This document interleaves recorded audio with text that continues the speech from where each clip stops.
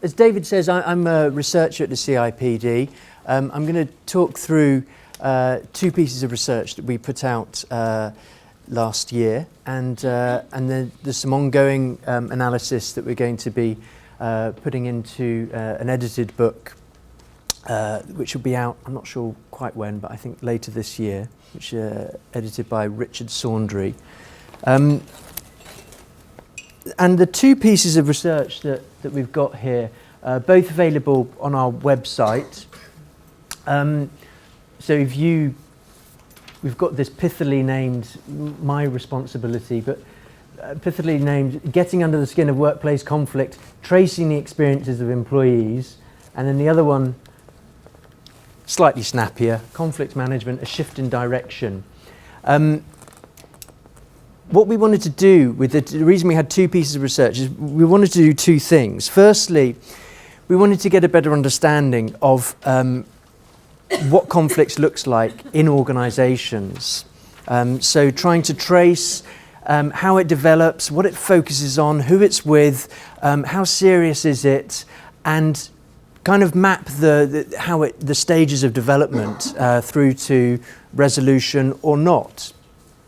So we wanted to take a very sort of broad picture. I think a lot of the research on workplace conflict has focused, for example, on employment tribunals. So, you know, a very small, you're talking like 1% of employees that would ever, or less, that would ever get to that kind of stage. And even if you're just looking at the sort of grievance and discipline cases, well, again, there's a lot of conflict that doesn't even reach that. That's the kind of bubbling underneath conflict. So we wanted to look at conflict in a round and understand this kind of more bubbling conflict as well as the more serious stuff.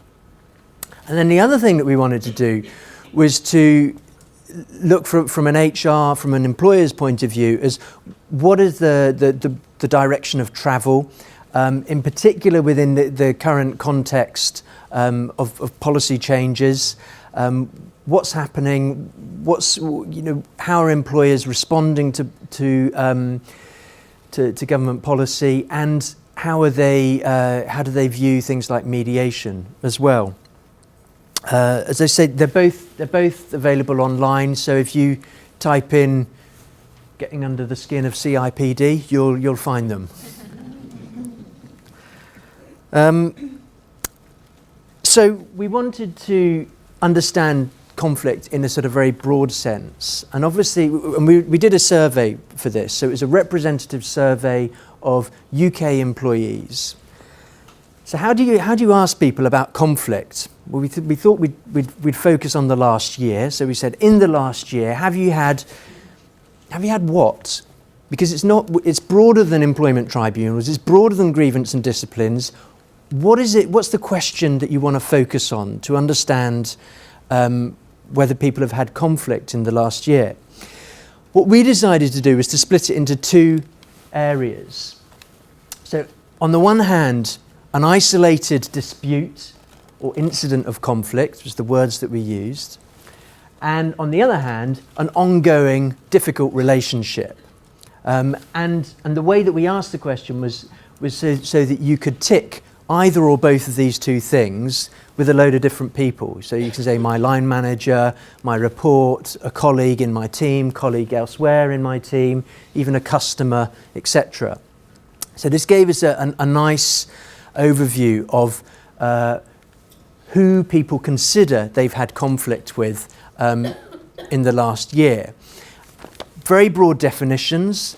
Were people going through, ticking all the boxes, saying, yeah, I've had conflict with everyone? There was one or two like that. I think there was one respondent we got who ticked like 8 boxes, and I thought, blimey, don't fancy working with you. but in general, people who did respond didn't tick more than once. I was going to ask you what you thought, but I've showed you now. What do you think?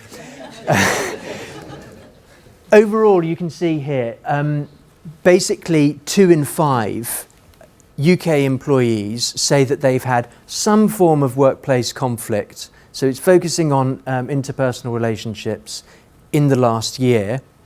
And that's a fairly even split between the two types. So the isolated clashes and the ongoing different relationships, and some overlap, but also a fair amount of distinctiveness between them. A lot of people who are ticking one box but not the other.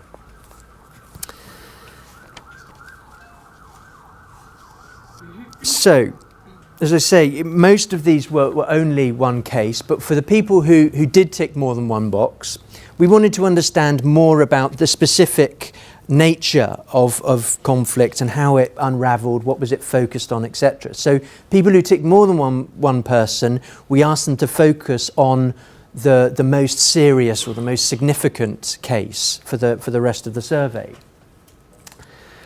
And this shows you what people are focusing on. What do people consider to be conflict? What sort of behaviours are we focusing on? So this is the 61%. It shows of people who said they'd had an incident of conflict. They noted that there'd been some lack of respect. So a fairly sort of basic level, clearly a relationship level problem rather than a sort of conflict of interests.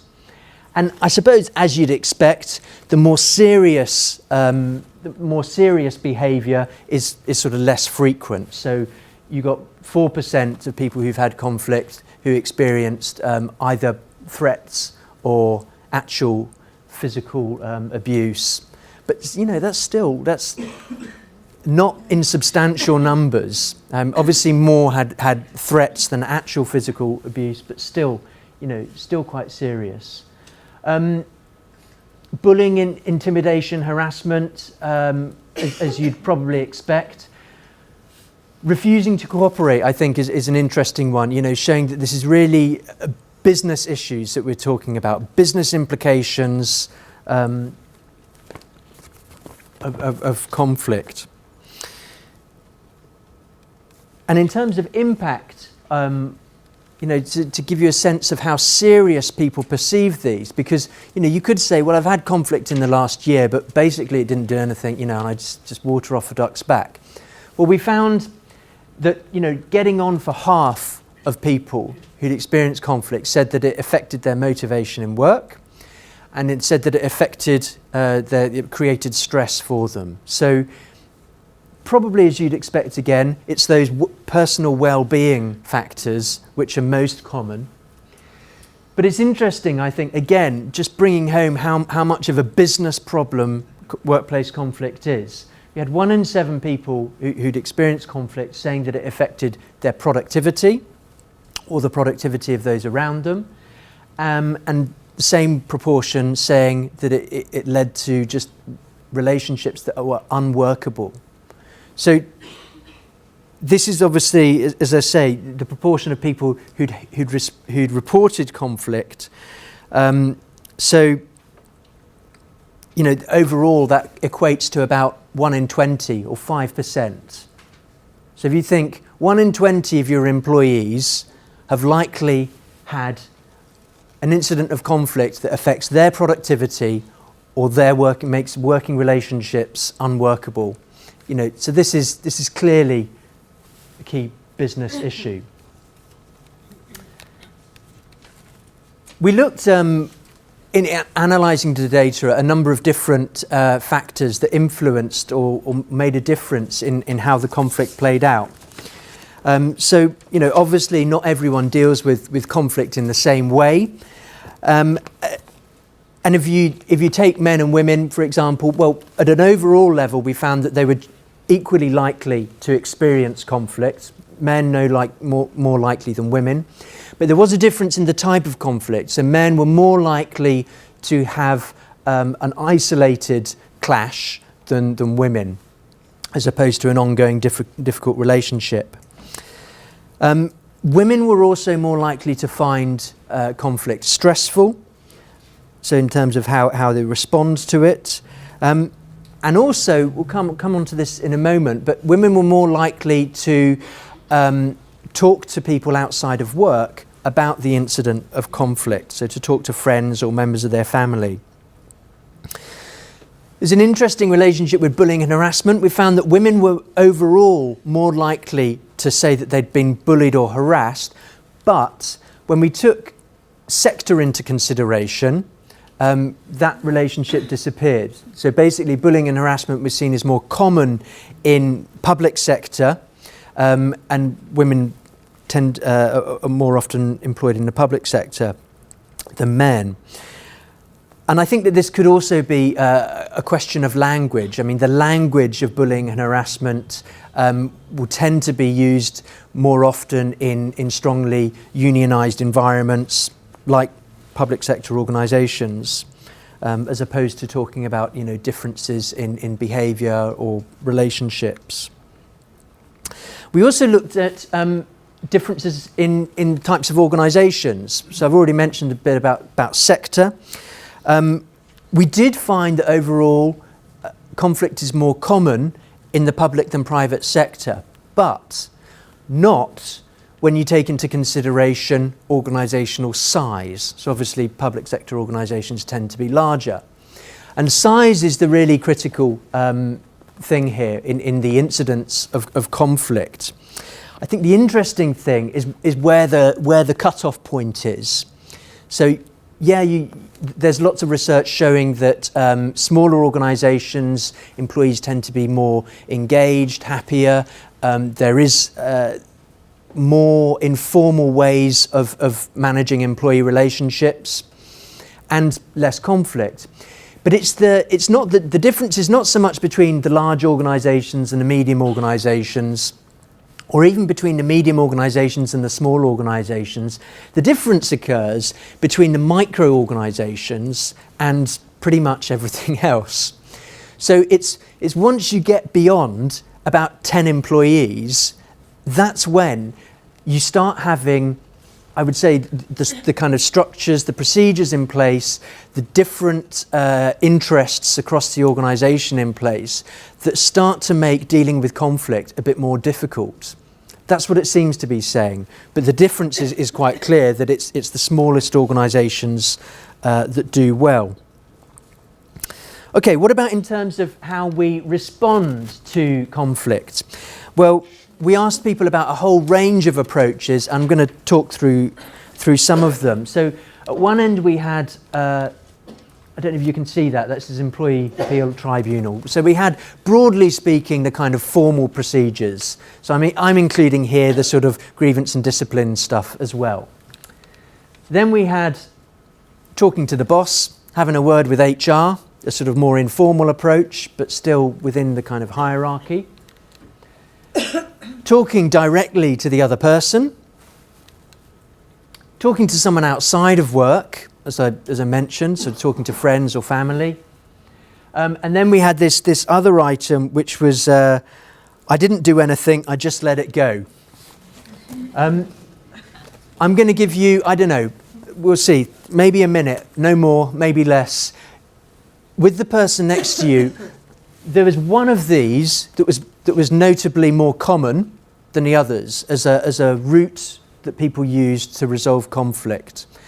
3 of them are about the same, and there's one of them which is notably less common.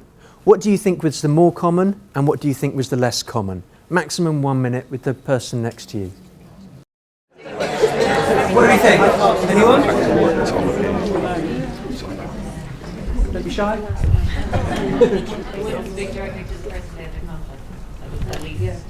The least common was this one, talking directly to the other person. Who thinks that? Oh, lots. Okay, what else? Any other thoughts? Let it go was most common. Okay, who thinks that? Okay, any other views? Speak to someone outside. Speak to someone outside the organisation as the most common. Okay, do you want to see? So, the most common was having a word with your boss or having a word with HR. Yeah. And so these 3 were all about the same, about 1 in 4. So talking to the other person directly, talking to your mates or your family, and just doing nothing. And the least common was the formal procedures. We also had this really nice question, I think, about how well was the conflict resolved, or how well has it been resolved to date? And so we can look at the different techniques and correlate them with how well the conflict's been resolved. And perhaps you'd expect this, but we found that the least effective response is to do nothing. So this correlates least with the item that of how well conflict has been resolved. The most effective, interesting as well, the bottom left, talking to your mates, is actually an indicator of it being less effective. So you're less likely to reach a good resolution, statistically, if you've been talking to your friends and family. Why? I think it's this kind of perennial English thing of complaining to the wrong people.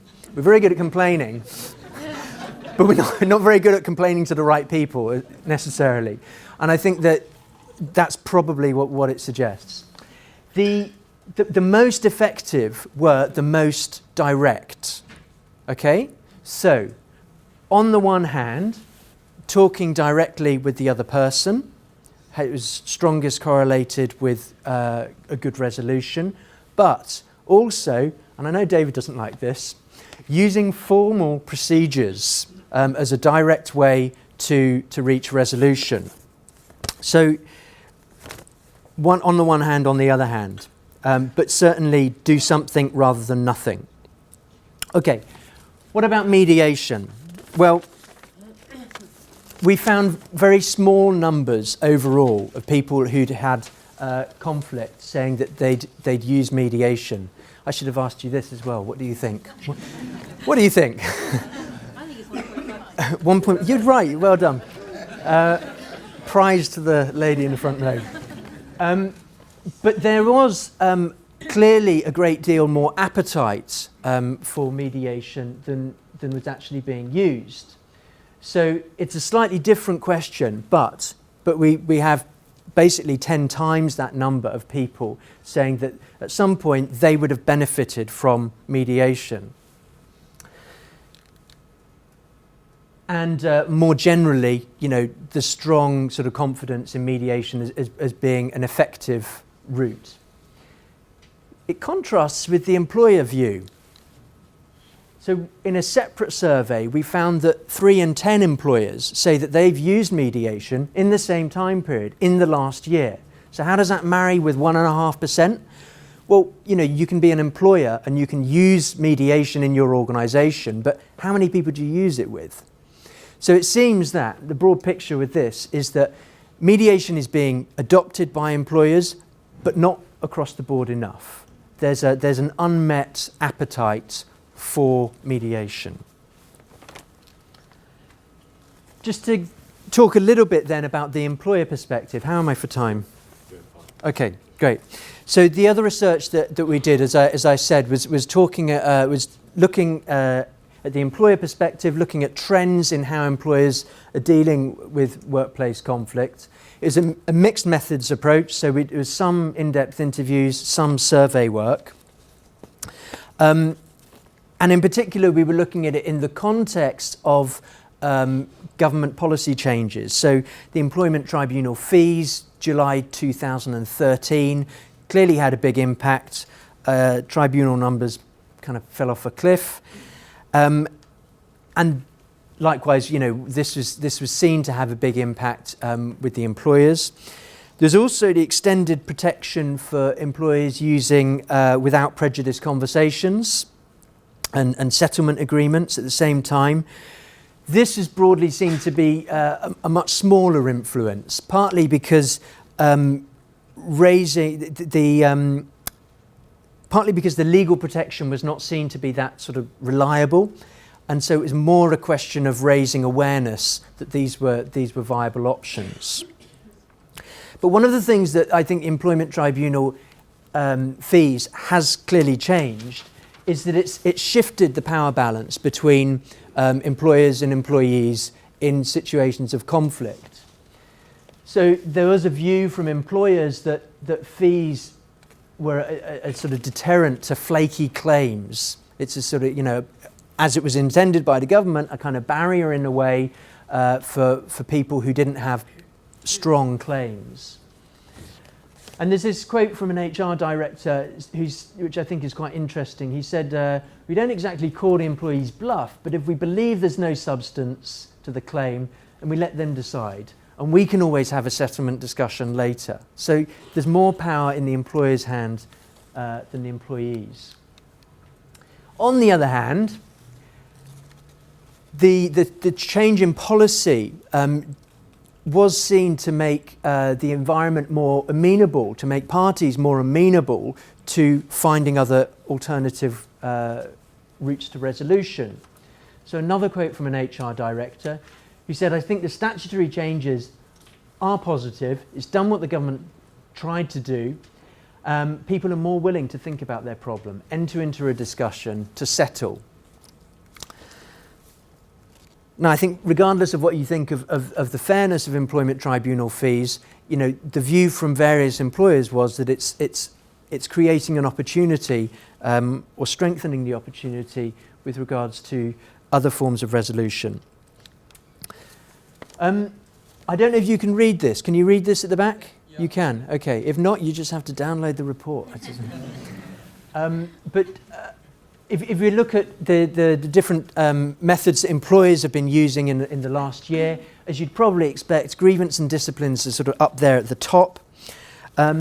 You've also got a lot of training, so skills development in things like handling difficult conversations. And I think this is really noticeable.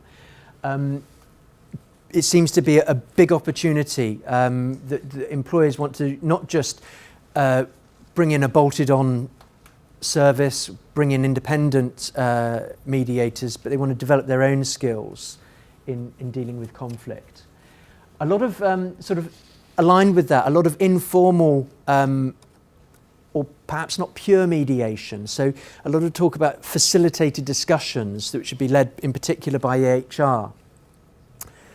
Interestingly, there's some other research which I can't talk about in detail because it's under review at the moment, but there's other research which has found that of all of the functions that the HR fulfills in the organisation, the least replaceable, so the least able to be outsourced or to be delegated to line managers is the management of conflict. So for any HR professionals, thinking about going into ER, it's a good space to be, I think. And clearly, it's a valuable space from the organisation's point of view. Mediation, as you can see there, so you've got internal mediation, sort of 24%, external mediation, lower down. So a bit more on mediation skills, just to reinforce the point. People did feel that mediation was something which could become a kind of core competency of what it means to be a good line manager. And it's something they want for their line managers in the organisation. One of the things that this makes me think of is that going back is how coaching has evolved as a sort of practice. So if you go back sort of 10, 20 years, coaching was I think, uniquely really, something that you'd get your external supplier in, you'd get your consultant in, you'd set up your coaching meetings, you'd have your sessions, you'd pay for them. Now, as well as that, we talk quite commonly about line managers having coaching behaviours or drawing on coaching skills, having coaching type conversations on a more regular basis with their employees. I think that a similar thing needs to happen in the world of mediation. We need, in that sense, mediation to be the new coaching, in that we see it not just as something that we bring in, pay for, but a core competency of what it means to be a good line manager. And I suppose, at a more practical level, there's this other quote saying, the kind of thing that would be helpful would be sort of bite-sized pieces of learning. I don't know how bite-sized it takes to develop someone to have proper mediation skills, but you can see the direction of travel that some HR managers are expecting. Okay, so to summarise some key points. Basically, 2 in 5 of us employees in the UK experienced some conflict in the last year. This impacts on our own well-being, our motivation, but also business issues like productivity. The smallest organisations, the micro-organisations, that's where conflict is managed with the best, and where it's least likely to happen in the first place. So something to learn there for the rest of us. It's whether it's formal or informal, it's the direct deal with it routes to resolution that work the best. And there's clearly very fertile ground for mediation and mediation type training, and it's an unmet need. There's a lack of access for many people. And I think, this upskilling managers, it seems to be very clearly a way forward. Okay, and I'll leave it there. Thank you. That's a question. Please. I think, thank you very much. On the 14th of March, I'm going to the House of Commons, Portcullis House, to be part of a panel to discuss about achievability, which is really about dyslexia and other neurodiversities. So I have massive issues about conflict, and one of my positions is going to say mediation is very important into resolving these issues rather than having a nightmare which a lot of people have to face. One of the interesting things I found about your report was a lack of who is in conflict. We didn't see anything or figures about people who might have from disabilities. We didn't see about race issues and all these type of members of the communities which are in work. And I think that would be very important, especially in today's markets, to actually know whether there is underlying people who are having more conflicts in the workplace than others. So that would be more targeted the way we approach these kind of issues. Why was that? Well, yeah, so part of the reason I think has to be said is the nature of the data set. So there is, for example, the low numbers on mediation meant that we couldn't do any analysis with the mediation figures. But yeah, as for ethnicity and disability, I would need to go back and look at that. But I forget whether we had the numbers on it or not, to be honest. I could follow up. Thank you. Just for information, you talked about coaching, Yeah. and there is a big movement across America and Canada that is developing something called conflict coaching.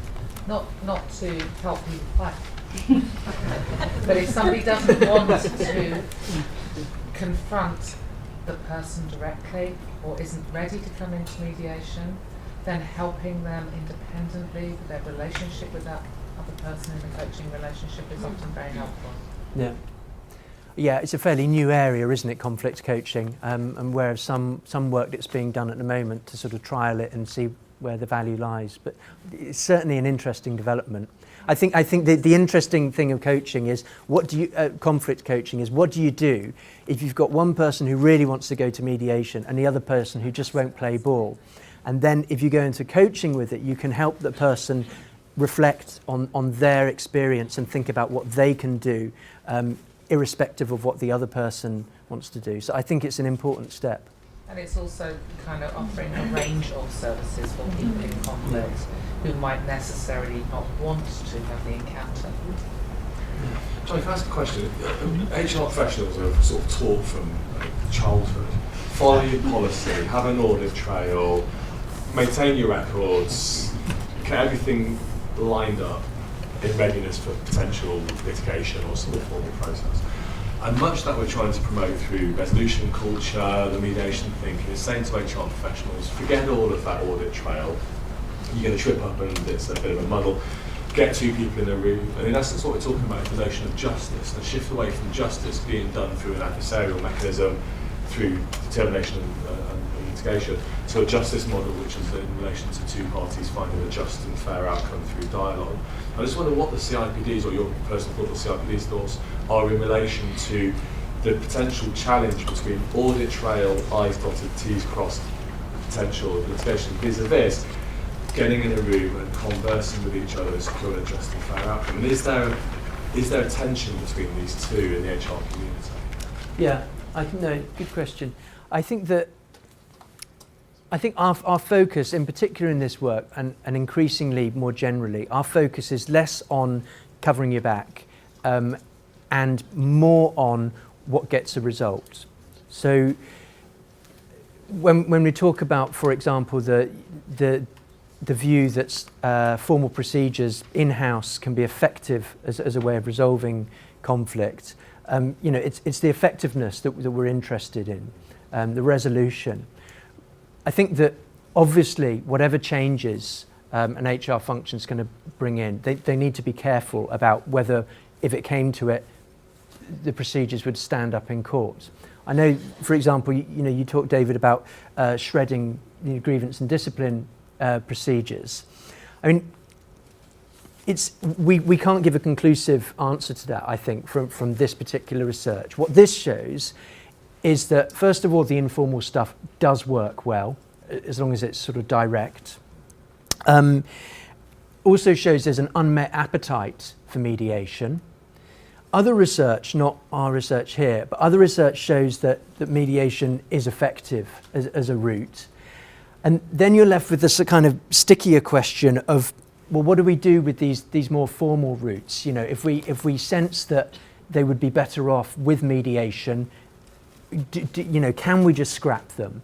I think that we certainly need to look at integrating mediation into the more formal routes. But I think that my personal view is that irrespective of the need to kind of cover your backs to some point, to have a process which is robust and fair enough and transparent, and that it would stand up in court if it got to that. Irrespective of that, I think that some people in some situations, so some instant cases of mediation, they will want to use the grievance or discipline route. If you tell them that their situation is just a question of relationship problems or misunderstanding, frankly, they'll say, bugger that.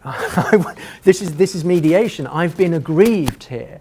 So it does seem that there's a place for those more formal procedures. I would say more from the point of view of the demand for it than I think from the point of view of needing it to cover your backs. If that answers. Yeah, no, absolutely. Thank you. It's a really interesting. I think this is a debate that's going to be going on for some time within organisations, and hopefully CIPD can lead on that a little as well as you clearly are as well. So thank you.